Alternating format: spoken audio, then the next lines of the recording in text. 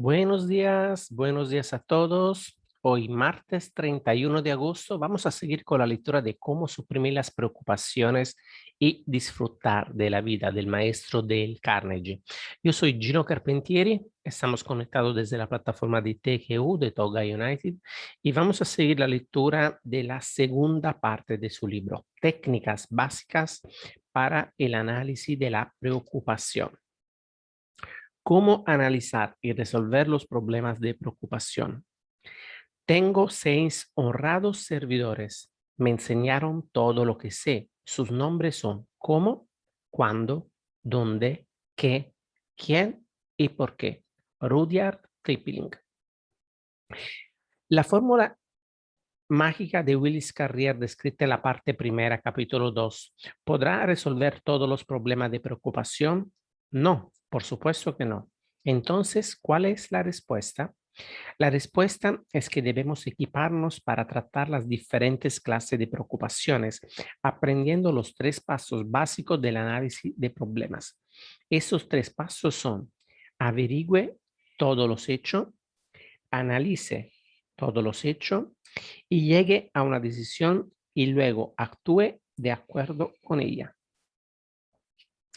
¿Qué es una forma de proceder obvia? Sí, Aristóteles la enseñó y la utilizó. Y usted y yo debemos utilizarla también si es que queremos resolver los problemas que nos acosan y que convierten nuestros días y noches en verdaderos infiernos. Tomemos la primera regla. Averigüe todos los hechos. ¿Por qué es tan importante averiguar todos los hechos? Porque a menos que tengamos los hechos, no podemos siquiera tratar de resolver nuestro problema de forma inteligente, porque si los hechos, lo único que conseguimos hacer es dar vuelta y más vuelta sin sentido. Idea mía, idea mía, no, fue idea del difunto Herbert Oakes, decano de la Universidad de Columbia durante 22 años. Había ayudado a 200,000 estudiantes a resolver sus problemas de preocupación y me dijo, la confusión es la principal causa de la preocupación. Me lo explicó así. La mitad de la preocupación existente en el mundo obedece a que las personas intentan tomar decisiones antes de tener una información suficiente sobre la que basar su decisión. Por ejemplo, dijo, si tengo un problema al que he de enfrentarme a las 3 del próximo martes, me niego a intentar siquiera tomar una decisión al respecto antes de que llegue el martes. Entre tanto, me concentro en averiguar todos los hechos que guardan relación con el problema. No me preocupo, no me atormento pensando en mi problema, no pierdo el sueño, simplemente me dedico a averiguar los hechos. Y para cuando llegue el martes, si he averiguado todos los hechos, el problema suele resolverse solo. Le pregunté si eso significaba que había eliminado las preocupaciones por completo y me contestó, sí, creo que puedo decir sinceramente que mi vida está casi totalmente libre de preocupaciones. He descubierto que si una persona dedica tiempo a obtener los hechos de una forma imparcial y objetiva, sus preocupaciones por lo general se evaporarán a la luz del conocimiento.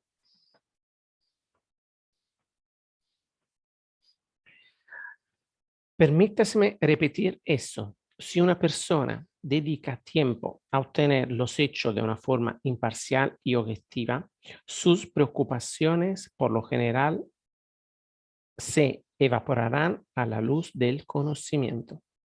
Pero, ¿qué hacemos la mayoría? Pero, ¿qué hacemos la mayoría de nosotros? Si acaso dedicamos algún esfuerzo a los hechos. Thomas Edison dijo con total seriedad que no hay expediente al que la gente no recurra para evitar el trabajo de pensar. Nos lanzamos como perros perdigueros tras los hechos que refuerzan lo que ya pensamos y pasamos por alto todos los demás. Solo queremos aquellos hechos que justifican nuestros actos, que encajan en nuestras ilusiones y justifican nuestros prejuicios. Como dijo André Maurois, todo aquello que está de acuerdo con nuestros deseos personales parece verdad. Todo lo que no está de acuerdo nos enfurece. ¿Puede extrañarnos entonces que no sea tan difícil llegar a la solución de nuestros problemas? ¿No nos resultaría igualmente difícil resolver un problema de aritmética mental si partiéramos de la presunción de que 2 y 2 son 5? Sin embargo, hay muchas personas en este mundo que se amargan la vida y amargan la vida de los demás por insistir en que 2 y 2 son 5 o quizás 500. ¿Qué cabe hacer al respecto? Tenemos que mantener nuestras emociones al margen de nuestros pensamientos y, como dijo Oakes, debemos obtener los hechos de un modo imparcial y objetivo. Esto no es una tarea fácil cuando estamos preocupados. Cuando estamos preocupados, nuestras emociones son muy fuertes, pero he aquí dos ideas que me son de mucha ayuda cuando trato de separarme de mis problemas, a fin de ver los hechos de una forma clara y objetiva. Primero, cuando intento averiguar los hechos, simulo que no estoy recogiendo la información para mí, sino para otra persona. Eso me ayuda a ver la evidencia de una forma fría e imparcial. Esto me ayuda a eliminar mis emociones. Segundo, cuando intento reunir los hechos relativos al problema que me preocupa, simulo a veces que soy un abogado que se prepara para defender a la parte contraria en el asunto. En otras palabras, procuro conseguir todos los hechos en contra mía, todos los hechos que perjudican mi deseo, todos los hechos a los que no me gusta enfrentarme. Después, anoto tanto mi punto de vista sobre el caso como el punto de vista del contrario y por lo general descubro que la verdad está en algún punto intermedio de estos extremos.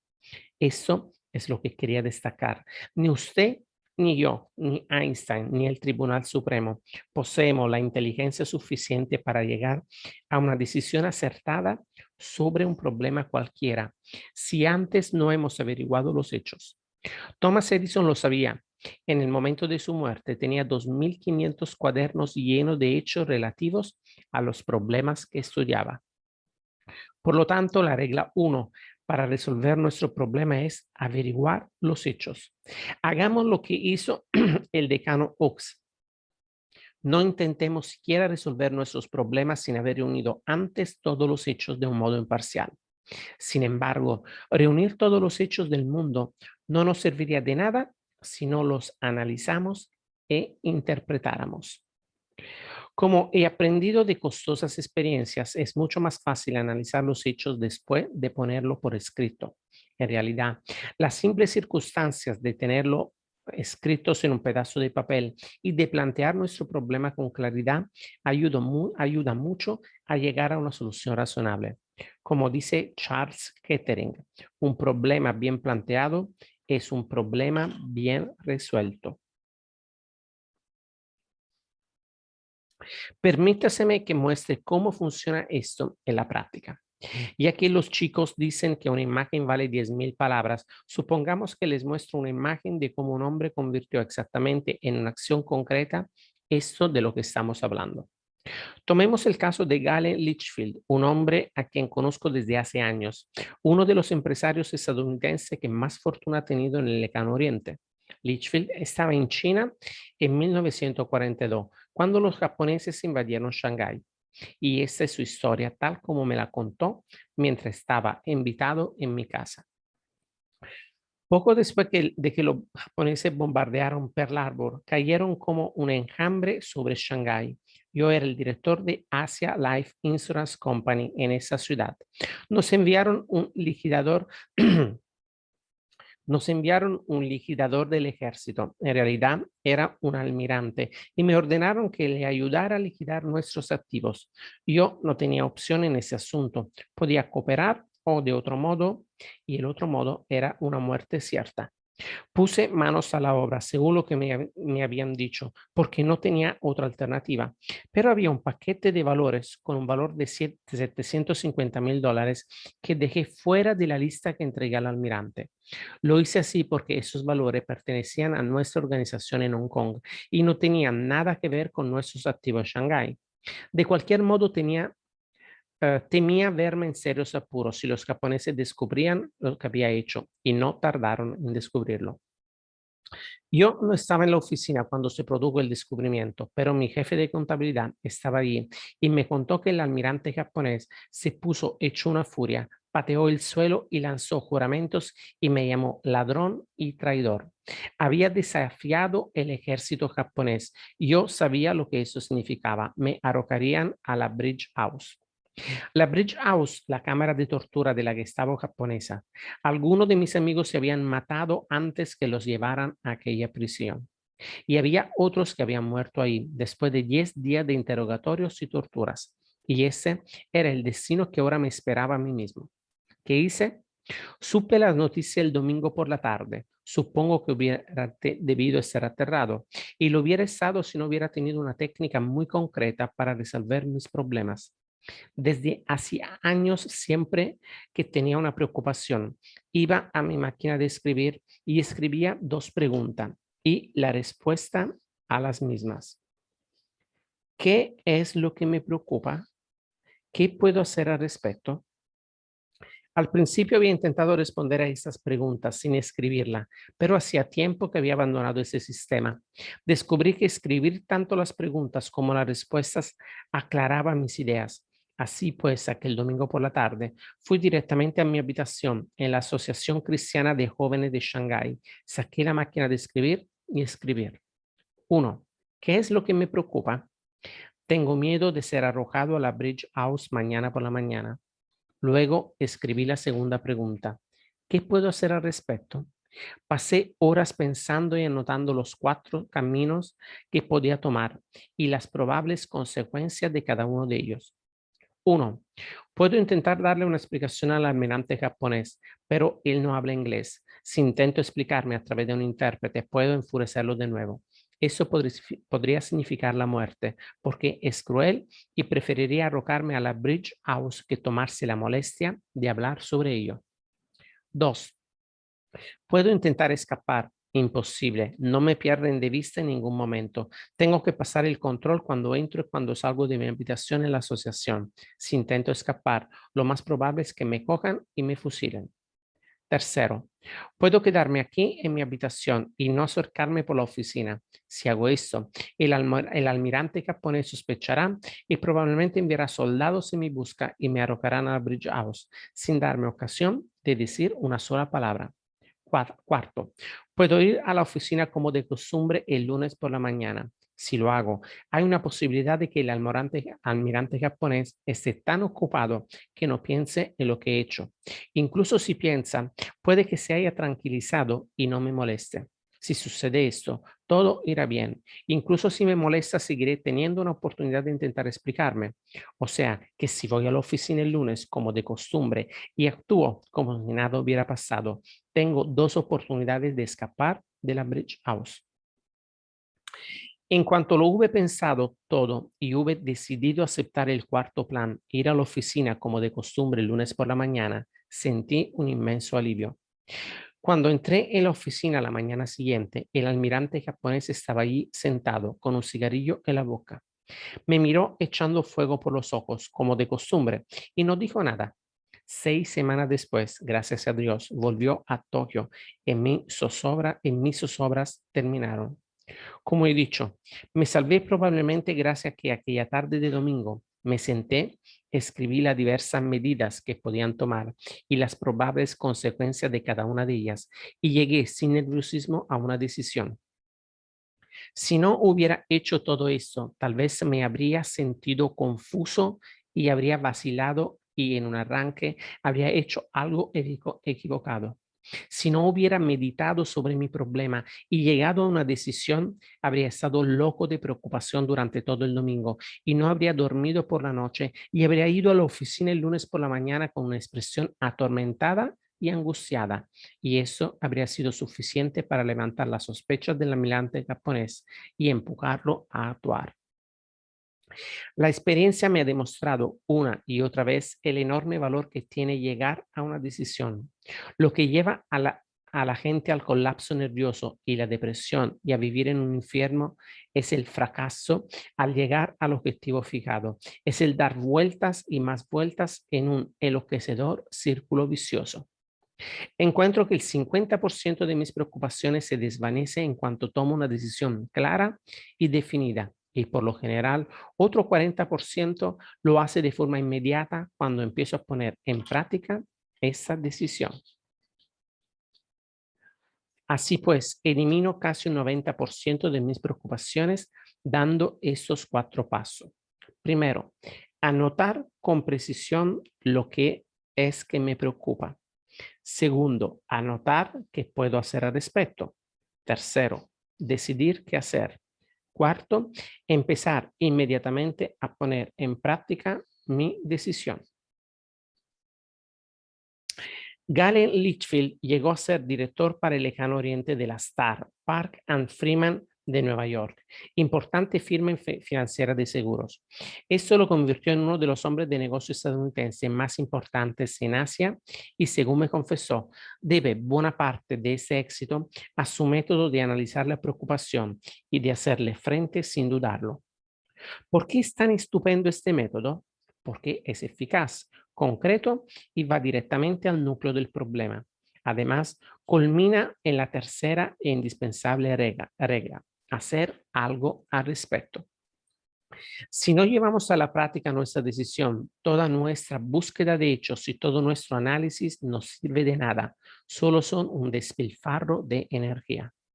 William James dijo, una vez que haya tomado una decisión y ejecutarla sea la orden del día, deseche totalmente cualquier responsabilidad y preocupación por las consecuencias. En este caso, William James utilizó la palabra preocupación como sinónimo de ansiedad. Lo que quería decir era que una vez que haya tomado una decisión cuidadosamente basada en los hechos, pase a la acción. No se detenga a considerarlo de nuevo. No empiece a vacilar, preocuparse y volver sobre sus pasos. No se pierda en dudas que engendran otras dudas. No siga mirando hacia atrás por encima del hombro. En una ocasión le pregunté a Wade Phillips, uno de los más destacados industriales de petróleo de Oklahoma, cómo ponía en práctica sus decisiones. Y me contestó, encuentro que seguir pensando en los problemas más allá de un cierto punto, lo único que consigue es crear confusión y preocupaciones. Llega un momento en que cualquier investigación o reflexión adicional resulta perjudicial. Llega un momento en que debemos decidir actuar y no mirar más hacia atrás. ¿Por qué no aplica usted la técnica de Galen Lickfield a una de sus preocupaciones ahora mismo? Por favor, coja papel y lápiz y escriba las preguntas que hay a continuación y sus respuestas a cada una de ellas. Pregunta número 1. ¿Qué es lo que me preocupa? Pregunta número 2. ¿Qué puedo hacer al respecto? Pregunta número 3. ¿Qué es lo que voy a hacer al respecto? Y la pregunta número 4. ¿Cuándo voy a empezar a hacerlo? Parte número 5. ¿Cómo eliminar el 50% de nuestras preocupaciones de negocio? Si es usted una persona de negocio, probablemente se estará diciendo en este mismo momento, el título del capítulo es ridículo. He estado gobernando mis negocios durante 19 años y si alguien sabe la respuesta, ese sin duda soy yo. La idea de que alguien venga a decirme cómo puedo eliminar el 50% de mis preocupaciones de negocio es sencillamente absurda. Muy bien. Yo me habría expresado exactamente igual hace unos años si hubiera visto un título así al principio de un capítulo. Promete mucho y prometer no cuesta nada. Seamos francos, puede que yo no consiga ayudarle a eliminar el 50% de sus preocupaciones empresariales. En última instancia, nadie puede hacer esto salvo usted mismo, pero lo que sí puedo hacer es mostrarle cómo lo han hecho otras personas y dejar el resto en sus manos. Recordará que la página 41 de ese libro incluía la siguiente cita del mundialmente famoso doctor Alexis Carrel. Aquellos que no saben cómo combatir la preocupación mueren jóvenes. Si la preocupación es una cosa tan grave, ¿no estaría satisfecho si yo pudiera ayudarle a eliminar, aunque solo fuera un 10% de sus preocupaciones? Sí, Bien, en tal caso voy a mostrarle cómo un directivo eliminó no un 50% de sus preocupaciones, sino un 75% del tiempo que anteriormente dedicaba a reuniones encaminadas a resolver sus problemas empresariales. Además, no le voy a contar una historia sobre un señor Pérez o un señor X o un hombre que conocí en Ohio. Vagos relatos que no se pueden verificar. Esta se refiere a una persona muy real, Leon Shimkin, que fue socio y director general de una de las principales empresas editoriales de Estados Unidos, Simon Schuster, Rockefeller Center, Nueva York. Y aquí la experiencia de Leon Shimkin en sus propias palabras. Durante 18 años pasé casi la mitad de cada día de trabajo en reuniones discutiendo problemas. Hacemos esto o aquello o nada en absoluto. Nos poníamos nerviosos, nos agitábamos en los asientos, andábamos arriba y abajo por la sala, discutíamos y dábamos 1000 vueltas al asunto. Cuando llegaba la noche, estaba totalmente exhausto. No tenía ninguna duda de que seguiría haciendo lo mismo el resto de mi vida. Llevaba 15 años haciéndolo y nunca se me había ocurrido que pudiera haber un modo mejor de hacerlo. Si alguien me hubiera dicho que podía eliminar 3/4 partes del tiempo que gastaba en esas fastidiosas reuniones y 3/4 partes de mi express, habría pensado que se trataba de un irresponsable, optimista de salón. Sin embargo, ideé un plan que consiguió exactamente eso. Hace 8 años que lo utilizo. Ha obrado maravillas respecto a mi rendimiento, mi salud y mi felicidad. Parece cosa de magia, pero como todos los trucos de magia, resulta algo muy sencillo cuando se ve cómo se hace. Ese es el secreto. En primer lugar, abandoné inmediatamente el procedimiento que había estado utilizando en mis reuniones durante años y años. Un procedimiento que empezaba con la exposición detallada por parte de mis atribulados socios de todo lo que había ido mal y terminaba con la pregunta, ¿qué podemos hacer? En segundo lugar, establecí una nueva norma. Todo aquel que quisiera exponerme un problema, primero tenía que preparar y entregar un memorando respondiendo a esas 4 preguntas. Pregunta 1, ¿cuál es el problema? Antes pasábamos 1 o 2 horas reunidos expresando nuestra preocupación sin que nadie supiera específica y concretamente cuál era el verdadero problema. Discutíamos nuestras dificultades hasta acabar nerviosos y agotados, sin siquiera llegar a tomarnos la molestia de formular con claridad qué problema concreto teníamos. Pregunta número 2. ¿Cuál es la causa de tal problema? Como paso revista a mi carrera profesional, me quedo estupefacto ante las horas desperdiciadas en penosas reuniones en las que nunca se intentaba averiguar qué situación había en la raíz del problema. Pregunta número 3. ¿Cuáles son las posibles soluciones al problema? Antes uno de los presentes sugería una solución, otro se la discutía, los ánimos se caldeaban y con frecuencia abandonábamos la cuestión sin que nadie hubiera notado las diversas cosas que podíamos hacer para atacar el problema. Pregunta número 4. ¿Qué solución sugiere? Yo solía reunirme con alguien que se había pasado horas preocupándose por una situación y dándole vueltas y más vueltas sin jamás llegar a analizar con el debido cuidado todas las posibles soluciones y escribir después. Esta es la solución que yo recomiendo. Mis compañeros rara vez acuden a mí ahora con sus problemas. ¿Por qué? Porque han descubierto que, a fin de contestar a las 4 preguntas, tienen que reunir todos los datos y estudiar sus problemas a fondo. Y cuando han hecho esto, en las 3/4 partes de los casos, ven que no tienen que consultarme para nada, porque la solución ha aparecido sorprendentemente como la tostada que salta del tostador eléctrico.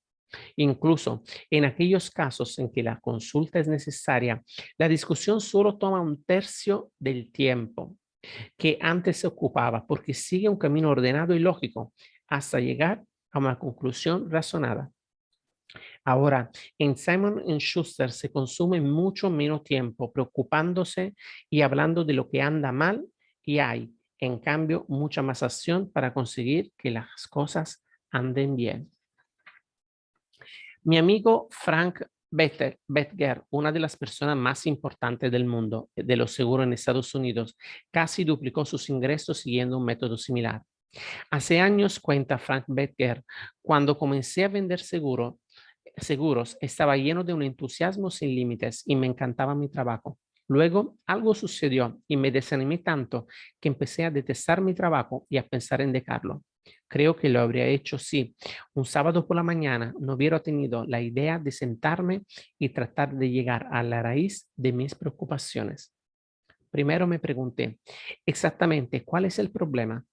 El problema era que no tenía un resultado suficientemente alto para el enorme número de visitas que hacía. Parecía que todo iba bien en la venta de una póliza hasta que llegaba el momento de cerrar el trato. Entonces el cliente decía, bien, lo pensaré, señor Betger. Venga a verme dentro de unos días. Era el tiempo que gastaba en estas segundas visitas lo que me deprimía. Segundo, me pregunté, ¿cuáles son las posibles soluciones? Pero para responder a esto tenía que estudiar los datos. Saqué mi registro de los últimos 12 meses y estudié la cifra. Hice un descubrimiento asombroso. Allí, escrito con todas las letras, descubrí que un 70% de mis ventas se había cerrado en la primera entrevista, un 23% en la segunda y solo el 7% correspondía a tercera, cuarta o sucesivas visitas, que eran las que me estaban agotando y me hacían perder el tiempo. En otras palabras, estaba malgastando la mitad de mi jornada de trabajo en una parte de mi negocio que solo representaba un 7% de mis ventas. Tercero, ¿cuál es la respuesta? La respuesta era evidente. Suprimí inmediatamente toda entrevista posterior a la segunda y dediqué el tiempo ahora disponible a buscar nuevos clientes. Los resultados fueron increíbles. En muy poco tiempo había doblado el valor efectivo de cada visita hecha. Como he dicho, Frank Betger llegó a ser uno de los vendedores de seguro de vida más famosos del país, pero estuvo a punto de renunciar, estuvo a punto de admitir el fracaso hasta que analizar el problema lo impulsó por el camino del éxito. ¿Puede usted aplicar estas preguntas a sus problemas de trabajo? Repito mi afirmación. Puede reducir sus preocupaciones en un 50%. Aquí están de nuevo. 1. ¿Cuál es el problema? 2. ¿Cuál es la causa del problema? 3. ¿Cuáles son las posibles soluciones al problema? 4. ¿Qué solución sugiere? En síntesis, técnicas básicas para el análisis de la preocupación. Regla número 1. Averigüe todos los hechos. Recuerde que el decano de la Universidad de Columbia dijo, la mitad de la preocupación existente en el mundo obedece a que las personas intentan tomar decisiones antes de tener información suficiente sobre la que basar su decisión. Regla número 2. Después de sopesar cuidadosamente todos los hechos, llegue a una decisión. Regla número 3. Después de haber llegado a una decisión, actúe. Aplíquese a poner en práctica su decisión y deje a un lado toda ansiedad respecto al resultado de la misma. Regla número 4. Cuando usted o sus asociados se sientan tentados a preocuparse por un problema, anote y responde las siguientes preguntas. ¿Cuál es el problema? ¿Cuál es la causa del problema? ¿Cuáles son las posibles soluciones? ¿Y cuál es la mejor solución? Muy bien, amigos, vamos a dejarlo aquí y mañana vamos a seguir con la tercera parte de cómo acabar con el hábito de la preocupación antes de que él acabe con nosotros. Así que gracias por haberme acompañado y nos vemos mañana para seguir con esta lectura que me está dejando realmente asombrado. Pues un abrazo para todos y nos vemos mañana. Chao, chao.